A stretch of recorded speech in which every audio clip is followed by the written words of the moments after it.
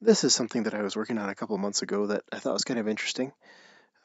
Neos has a built-in inverse kinematic system which works on character models, but it's either not possible or not easy to make use of for generic things. So I was seeing if some extremely simple inverse kinematic type behaviors could be implemented purely with the LogiX visual scripting system. And it looks like a lot of stuff here, but it's just repeated. It's actually very simple.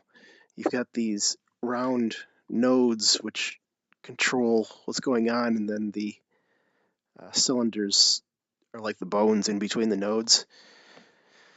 And all it does is each node um, tries to move itself towards the ones on either side. So, going backwards, it's setting the global position as an average of this operation and this operation.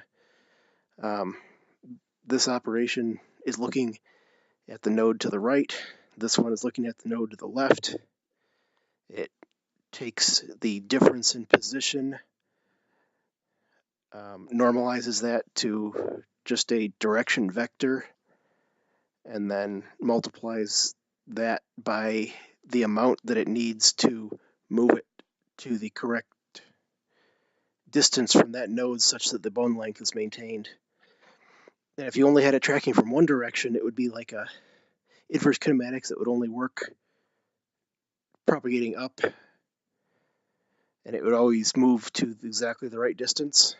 Since it's working both directions, it's bidirectional, but it can't always maintain exactly the right distance. So sometimes it doesn't maintain that 0.35 bone length. Anyway, let me show you what it actually does. So it's got 4 bones, 5 nodes. You can grab any node and move it, and you can see that the whole thing moves. That includes a center node.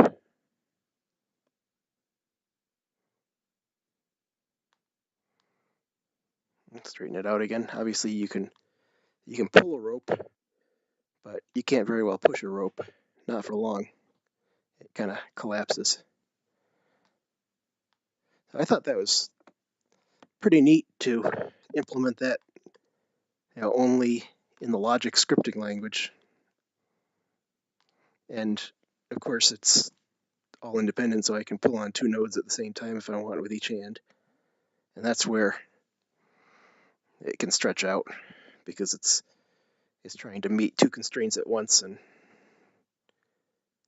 you can't do that with this simple system. And obviously, there's no constraints on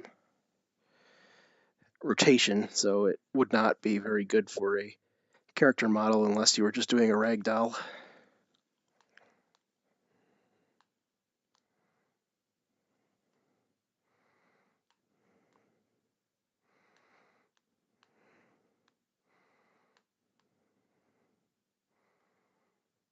Yeah, that's just one interesting little trick you can do with a LogiX system.